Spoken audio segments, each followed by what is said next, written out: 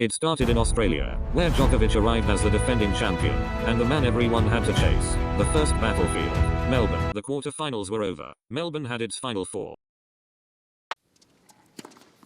Two giants of the game, pulling each other into deeper waters.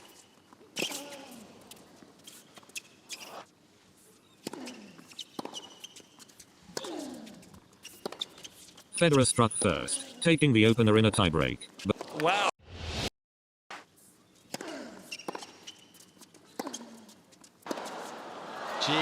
Big retrieval from Nadal.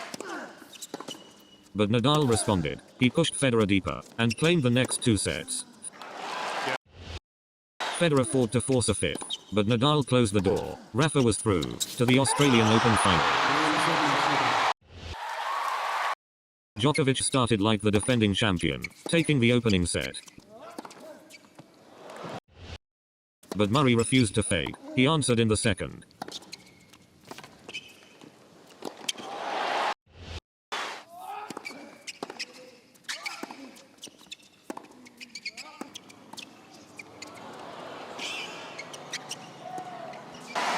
And then pushed ahead in the third. Now Djokovic was being dragged into another Melbourne fight.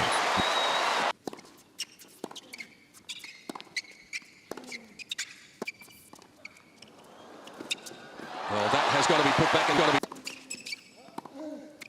be... The fourth set belonged to Novak, and suddenly, everything came down to one final set. Murray kept coming. Spanked it again. But Djokovic found the finish. After nearly 5 hours, the defending champion survived. But there was no time to breathe. Nadal was waiting. The final began with Nadal striking first, one set to Rafa. But Djokovic answered. The second set belonged to Novak.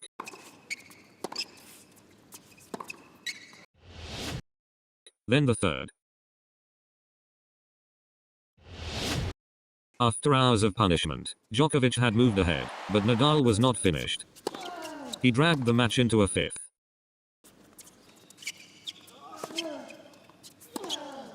And then, Rafa led 4-2. The champion was on the edge. But Djokovic found one more push. One more fight. One more winner. After 5 hours and 53 minutes, the longest Grand Slam final of the Open era belonged to Novak Djokovic. Djokovic lifted the trophy as tennis man of steel from Australia, where Djokovic had survived as champion. The battlefield moved to Paris, but this was different.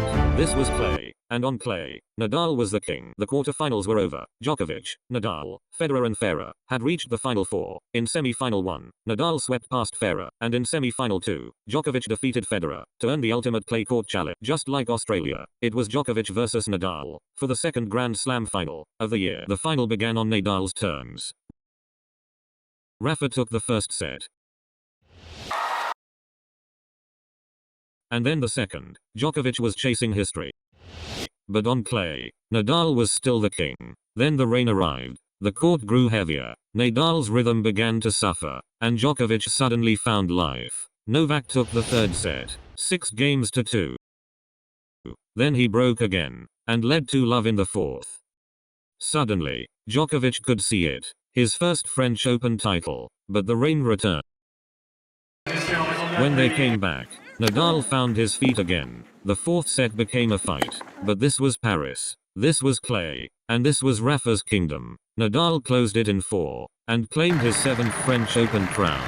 After France, the next battleground was London, Wimbledon. In the quarterfinals, Federer, in his favorite fortress, Djokovic, the defending champion, along with Murray and Tsonga, sailed through to the final four. The defending champion, against the master of Wimbledon, Djokovic and Federer, fighting for a place in the final. Federer struck first, taking the opening set 6-3.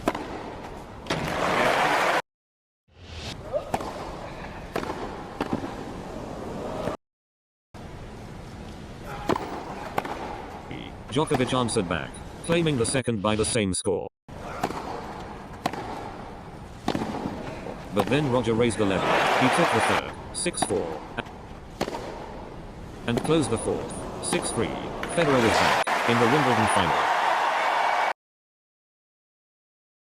The final was set. Roger Federer against Andy Murray. Murray carried the hopes of Britain, waiting for a Wimbledon champion since 1936, and the Scot started strong, taking the first set 6-4. Yes. For a moment, the dream felt alive, but Federer answered, claiming a 10 seconds and set 7-5.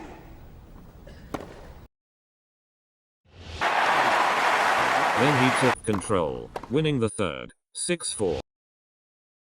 In the fourth, Murray fought with everything he had, trying to force a fifth set. But Federer was relentless. Rally after rally, he broke Murray's resistance. And Britain's hopes. Federer closed it 6-4, and claimed his 7th Wimbledon crown. The tour moved to New York, the final Grand Slam of 2012, with Nadal absent through injury. Verdict: Murray, Federer and Djokovic reached the semi-finals. For the first time since 2005, neither Federer nor Nadal stood among the final four. Murray and Djokovic advanced, setting up the championship match. Andy Murray versus Novak Djokovic. The opening set was intense. Neither player would give an inch. The first set went to a tiebreak, where Murray edged ahead, 12 points to 10. The second set seemed to belong to the Scot. Murray raced to a full-love lead, but Djokovic refused to surrender. The defending champion fought back, all the way to 5-all. Yet Murray responded once more, breaking serve, and taking the set 7-5.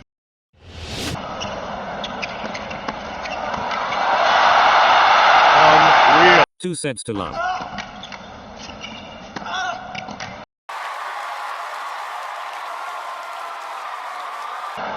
One set away from history, but Djokovic was not finished. The Serb stormed back, claiming the third set 6-2. His momentum continued into the fourth, which he won 6-3.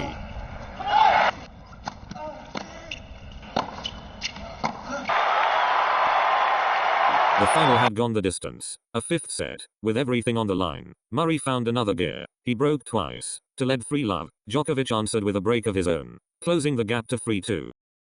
But Murray struck back immediately. Another break, a 5-2 lead. The finish line was finally in sight. Serving for the championship, the Scot held his nerve, and after years of heartbreak, Andy Murray became a Grand Slam champion. His first, the first British man to win a Grand Slam title since 1936.